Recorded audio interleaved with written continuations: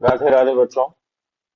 अब हम एनसीईआरटी का ही 4.2 टॉपिक पढ़ते हैं, जो कि मैग्नेटिक इफेक्ट ऑफ करंट का है। ये भी इंट्रोडक्शन टाइप का ही है, लेकिन समझने के लिए काफी कुछ चीजें हैं इसमें। तो मैग्नेटिक फोर्स के बारे में बात करना चाहते हैं, और उसमें भी हम सबसे पहले सोर्स और फील्ड क्या होता है उसको समझते हैं। तो basic concept of electrostatic field. अच्छा, आपको ये लग रहा होगा कि मैं आपको पढ़ा आपको मैग्नेटिक फील्ड रहा हूँ, मैग्नेटिक इफेक्ट ऑफ करंट है, और हम बात अब इलेक्ट्रोस्टैट्स की कर रहे हैं। तो बच्चे, अपन एनसीईआरटी के सीक्वेंस को फॉलो कर रहे हैं। तो ये चैप्टर इस सीक्वेंस में दिया हुआ है, दोनों को रिलेट करते, इसलिए अपन ऐसा पढ़ रहे हैं। आप एनसीईआरटी का 4.2 टॉपिक देखिए, आपको सीक्वेंस मिलेगा और आसानी से समझ में आएगा इस वीडियो के बाद में। ओके, तो हम इलेक्ट्रोस्टैटिक फील्ड के बारे में जानना चाहते हैं।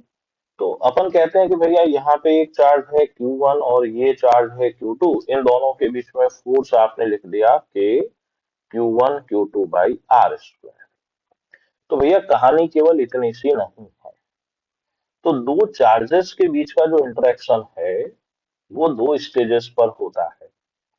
तो पहली स्टेज हम समझते हैं कि एक पॉइंट है जहां पे हमने सोर्स चार्ज रखा हुआ है, ठीक है, और इस सोर्स चार्ज के चारों तरफ इसका खुद का एक फील्ड डेवलप हो गया। अब इसके दूसरे स्टेप में यहाँ पर, मतलब इसका हर पोजीशन पे इसका खुद का कोई फील्ड है, ठीक है। यहाँ पे एक्स वाई जेड है, मतलब एक पॉइंट लिया जहां पे इसका इलेक्ट्रिक फील्ड ई डिफाइंड है। ध्यान से समझना, सोर्स चार्ज को ओरिजिन मान लिया, तो हर पोजीशन पे इसका इलेक्ट्रिक फील्ड अलग अलग होगा। अब उस पॉइंट पर हमने अगर कोई चार्ज क्यू रखा, तब वो चार्ज उस फील्ड से इंटरेक्ट करता है और उस पर फोर्स लगता है। तो पहला स्टेप तो क्या हुआ कि सोर्स चार्ज रखने पर उससे आर डिस्टेंस पर किसी पॉइंट पर इलेक्ट्रिक फील्ड डेवलप होता है, ठीक है, और वो इलेक्ट्रिक फील्ड हम देते हैं K Q by are square R cap से, ठीक है। अब यहां पर एक समझने की बात है बेटा कि ये इलेक्ट्रिक फील्ड पोजीशन का फंक्शन का है। ये अभी हम इस वीडियो के आखिर तक समझ जाएंगे, लेकिन यहां पर इलेक्ट्रिक फील्ड पोजीशन का फंक्शन है। अब हमने इसको इस तरह से लिखा। अब क्या कर रहे हैं, यहां पर एक चार्ज रखा क्यू, उस चार्ज पर इस इलेक्ट्रिक फील्ड ई में लगने वाला फोर्स जो होगा वो हम क्यू ई से लेते हैं। इस ई की वैल्यू वापस सब्स्टिट्यूट कर दें यहां से, तो हमारे पास फोर्स आ गया 1/4πε0 capital q small q by are square r के। ओके, अब आगे समझते हैं। अगर इस इलेक्ट्रिक फील्ड में पॉजिटिव चार्ज रखा जाए, तो पॉजिटिव चार्ज पर फोर्स इलेक्ट्रिक फील्ड के पैरेलल होता है, और नेगेटिव चार्ज पर फोर्स इलेक्ट्रिक फील्ड के एंटी पैरेलल होता है। ओके, अब इलेक्ट्रिक फील्ड देखो, बहुत ध्यान से समझना। Electric field is not just an artefact. अब भैया इतने बड़े बड़े अंग्रेजी के शब्द क्यों यूज ले रहा हूँ? भैया मेरे को भी शौक नहीं है, ध्यान रखना एनसीईआरटी की लैंग्वेज है, इसलिए मैंने एम्फेसिस किया इस शब्द पे। तो इलेक्ट्रिक फील्ड कोई आर्टिफैक्ट नहीं है, मतलब कोई कहने की बात नहीं है। वास्तव में इसका एक फिजिकल रोल होता है, और वो रोल क्या है बेटा कि electric field can convey energy and momentum. अब भाई बात समझ में नहीं आई, ठीक है। तो जहां पर आप बैठे हो, ओके, उसके सामने दीवार को आप पॉजिटिवली चार्ज मानो, बराबर। अब आप एक टेस्ट चार्ज इनफाइनाइट से धीरे धीरे स्लोली स्पीड में अपनी टेबल पे लाके दबा के रखो और उसको छोड़ो। तो जैसे ही आपने टेस्ट चार्ज को छोड़ा, भाई ये दीवार आपने पॉजिटिवली चार्ज करी, यहाँ पर एक टेस्ट चार्ज को रखा, धीरे धीरे लेके आए थे आप, और जैसे ही इसको छोड़ा, ये कहाँ जाएगा बताएं? ये इस तरफ जाएगा या इस तरफ जाएगा?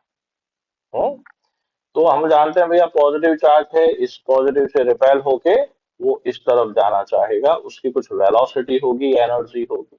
समझ में आया ना? तो फील्ड ने कन्वे किया, क्या कन्वे किया? एनर्जी और मोमेंट। ओके।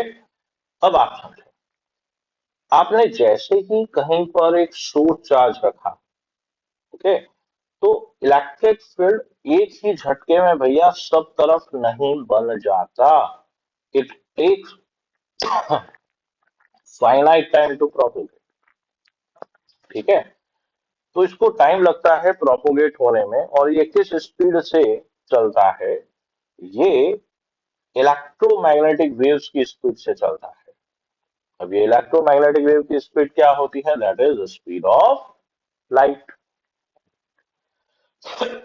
इसका मतलब ये हुआ मेरे बच्चे कि अगर सोर्स चार्ज हम सूर्य पे रख दें, तो उसका इलेक्ट्रिक फील्ड अर्थ तक आने में कितना टाइम लेगा? 8 मिनट का टाइम लेता है। ओके, ध्यान रखना। तो यहाँ पे ऐसा नहीं कि अपन ने चार्ज रखा और सब जगह इलेक्ट्रिक फील्ड इंस्टेंट बन गया। इसी पर हमने करंट इलेक्ट्रिसिटी में भी सवाल पढ़ा है ना? अब आगे बात करते हैं। तो फील्ड का कॉन्सेप्ट किसने दिया भाई? माइकल फैराडे ने दिया।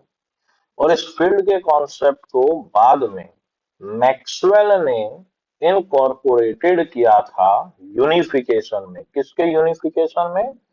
इलेक्ट्रिसिटी और मैग्नेटिज्म के। अब आगे बात करें, किसी पॉइंट पर इलेक्ट्रिक फील्ड या मैग्नेटिक फील्ड, वो पोजीशन का भी फंक्शन होता है, टाइम का भी फंक्शन होता है। अब अगर कोई फील्ड पोजीशन का फंक्शन है तो उसको ऐसे रिप्रेजेंट करेंगे बेटा, टाइम का फंक्शन है तो ऐसे रिप्रेजेंट करेंगे।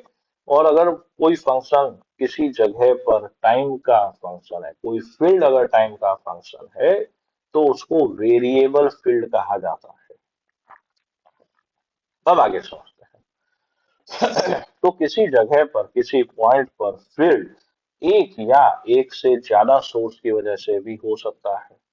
मतलब आपने एक चार्ज यहाँ पर Q1 रखा, एक Q2 रखा, एक Q3 रखा, इस पॉइंट पे फील्ड देखना चाहते हो ना बेटा? तो इस पॉइंट पर फील्ड सभी चार्जेस की वजह से बनने वाले फील्ड का वेक्टर सम होगा। ये चीज कहलाती है कि इलेक्ट्रिक फील्ड जो होता है बेटा, सुपरपोजिशन को फॉलो करता है। ठीक है? अब देखिए, हम बात करें, एक हमने स्टैटिक चार्ज रखा, उस स्टैटिक चार्ज से आर डिस्टेंस पर हम इलेक्ट्रिक फील्ड देख रहे हैं। एक यहाँ पर हमने करंट एलिमेंट रखा, उस करंट एलिमेंट से आर डिस्टेंस पर मैग्नेटिक फील्ड देख रहे हैं। तो इलेक्ट्रिक फील्ड तो उसके पोजीशन वेक्टर की डायरेक्शन में आता है बेटा। लेकिन मैग्नेटिक फील्ड जो है, आइडियल और पोजीशन आर के प्लेन के परपेंडिकुलर होता है। ठीक है? ध्यान रखेंगे। तो इलेक्ट्रिक फील्ड और मैग्नेटिक फील्ड दोनों ही पोजीशन के भी फंक्शन होते हैं और टाइम के भी। ओके। अब इलेक्ट्रिक फील्ड का जो सोर्स है वो चार्ज है, जिसका नेचर स्केलर है। और मैग्नेटिक फील्ड का जो सोर्स है बेटा, मैग्नेटिक फील्ड के सोर्स को हम चार्ज नहीं कहेंगे, ध्यान रखिएगा। हम मैग्नेटिक फील्ड के सोर्स को मूविंग चार्ज कहते हैं। ओके। अब मूविंग चार्ज में भी देखो, जैसे ही चार्ज अगर यहां से यहां जाएगा तो किसी पॉइंट पर मैग्नेटिक फील्ड की डायरेक्शन, और अगर चार्ज इस तरफ जाएगा तो मैग्नेटिक फील्ड की डायरेक्शन चेंज हो जाती है। तो यहाँ पर उस चार्ज के नेचर और उस चार्ज की डायरेक्शन पर भी डिपेंड करता है, मतलब करंट कह देते हैं अपन, है ना? तो कुल मिला के मैग्नेटिक फील्ड के सोर्स को वेक्टर क्यों कहते हैं? क्योंकि ये उसकी डायरेक्शन, मोशन की डायरेक्शन पे भी डिपेंड करता है। तो हम मैग्नेटिक फील्ड के सोर्स को करंट एलिमेंट से रिप्रेजेंट करते हैं, आइडियल या फिर वी डी क्यू। अब आइडियल से वी डी क्यू कहाँ पे आया बेटा, वो समझ लें हम। तो अब देखो, हमने आइडियल को, आई को क्या लिख सकते हो बच्चे? D Q by D T, और ये लिया। अब हमने क्या किया बेटा, डी क्यू यहां पर डीएल बाई डी टी। तो बेटा ये डीएल बाई डी टी क्या हो गया? वेलोसिटी हो गया ना? तो हम इसको अब क्या लिखेंगे? V D Q. तो आइडियल को हम वी डी क्यू भी लिख सकते हैं। तो बोथ फील्ड ओबे, सुपरपोजिशन भी ओबे करता है, दोनों फील्ड मीडियम पे डिपेंड करते हैं। अब देखिए, हमने शुरुआत में कहा था कि इलेक्ट्रिक फील्ड जो है पोजीशन का फंक्शन है। यहाँ पर एक सवाल देखिएगा बेटा, एक सोर्स चार्ज है कैपिटल क्यू जो ओरिजिन पर है, एक्स एक्सिस पर एक पॉइंट है जिसके कोऑर्डिनेट ए कॉमा जीरो है, वाई एक्सिस पर एक पॉइंट है जिसके कोऑर्डिनेट जीरो कॉमा ए है। तो कहने का मतलब दोनों पॉइंट की यहां से और यहां से डिस्टेंस क्या है, सेम है। ओके, तो सवाल है does magnitude of electric field at both points is same. तो भैया बिल्कुल है, ठीक है। ए पर इलेक्ट्रिक फील्ड का मैग्नीट्यूड और बी पर इलेक्ट्रिक फील्ड का मैग्नीट्यूड सेम है, लेकिन अपन ये नहीं कहेंगे कि ए और बी पर जो कि सेम डिस्टेंस पर है इलेक्ट्रिक फील्ड सेम नहीं हुआ बेटा, इनकी पोजीशन अलग अलग है। तो ए पॉइंट पर electric field positive X axis पर होगा, बी पॉइंट पर electric field positive Y axis के अलाउंग होगा। ओके, तो देखो मैग्नीट्यूड तो दोनों पॉइंट पर सेम आया, लेकिन ए पॉइंट पर इलेक्ट्रिक फील्ड एक्स एक्सिस के अलाउंग आ रहा है, बी पॉइंट पर इलेक्ट्रिक फील्ड वाई एक्सिस के अलाउंग आ रहा है। तो इससे क्या समझ में आया कि ए और बी पॉइंट की डिस्टेंस भले ही सेम हो, लेकिन उनकी पोजीशन अलग अलग है। तो ए और बी पॉइंट पर इलेक्ट्रिक फील्ड अलग अलग है, इसलिए हम कहते हैं कि इलेक्ट्रिक फील्ड भी पोजीशन का फंक्शन है। ओके, तो हमें यहां तक चीज समझ में आई है, और अब हम इसके आगे नेक्स्ट क्लास में समझेंगे। आप एक एनसीईआरटी से पढ़ना, एक बार आपको ये सब चीजें इसके इंट्रोडक्शन पार्ट में मिलेंगी, और ये अजीब सा शब्द भी आपको मिलेगा। राधे राधे।